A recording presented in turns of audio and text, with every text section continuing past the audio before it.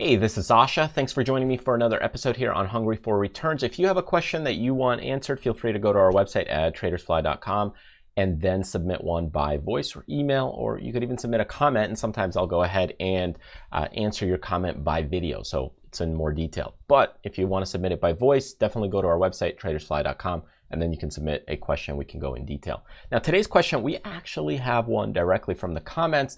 So I went ahead and made this video a couple of years ago, stock options, difference buying and selling a call or put. So it's a little more in-depth and in detail. So looking at buying a call, selling a call, buying a put, selling a put, and what's the difference? We had a question here from Joe. What's the difference between selling a call and buying a put? So it may seem like it's the same exact thing, because hey, if I'm selling a call and buying a put, isn't that the exact same thing? No, it's not, because the rights and obligations are different. So I'm going to explain that to you here in just 1 second. So let's go kind of on paper and I'll show you what the difference is. So when you go ahead and let's say you buy a put, the risk profile graph, if you didn't know what it looks like or what it is, the risk profile graph basically it tells you your profit and loss. And the way that it works is here's your money, profit and loss, and here's how the stock moves. Okay, so the risk profile graph for buying a put is basically to the downside, right? You make money as the stock goes down. So if you were just buying a put, it would look something kind of like this.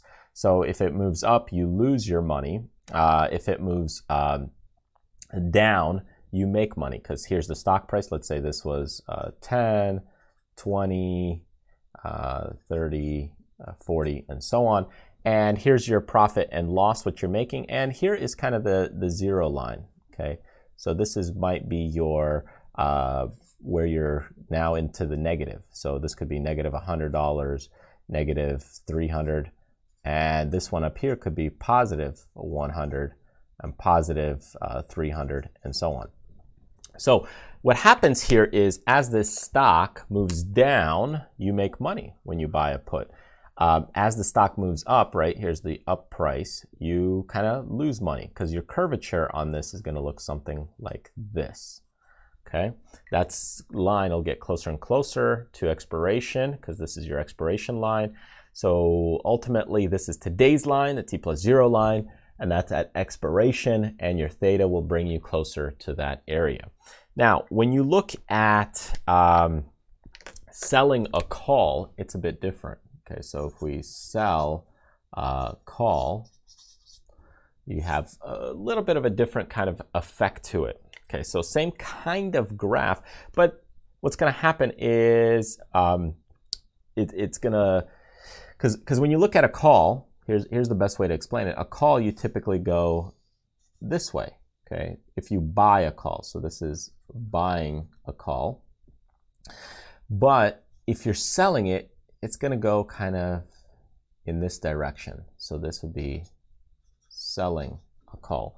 Because when you look at selling a put, it'll go this way. So this will be selling a put, and this one is the buy the put.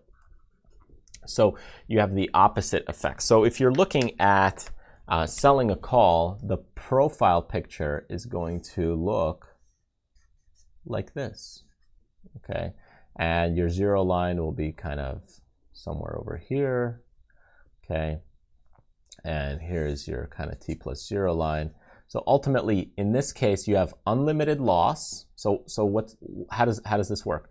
You have unlimited loss when the stock heads higher, and you make money from theta as long as the stock goes down, but you make a flat amount. So you make a flat amount depending on what you sell it at, because here you sold it at a certain point, so you make whatever that is.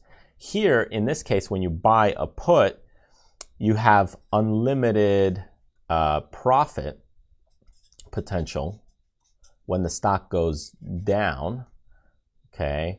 You have a limited loss because you're capping it here. And ultimately, really, that's kind of the way it works. So let me show you on the actual charts here, so you get an idea, because I know it can become confusing. So let me see if I missed anything. So here we go on buying a put. We're going to do Shopify, and you get to see the actual thing in the trading panel. So when you buy a put, here's how it works. So there you go. There is the actual item from the trading panel. So stock goes down, you make money. Stock stands still, you'll lose money on the premium that you basically pay because you're buying something. So if it goes up to the upside, well, you lose money, whatever you paid. Stand still, you lose money. It has to go up, and it has to go up quite a bit to cover that theta difference. If I sell a call, so let's say I go ahead and sell a single call here and analyze this. The difference here is, well, stock stands still, you make money. Stock goes down, you still make money, but you make that flat amount we talked about. Stock goes up, you lose money, and you can lose an unlimited amount. So in this case, you know, when you sell a call, that's kind of called, or it's named selling a naked call.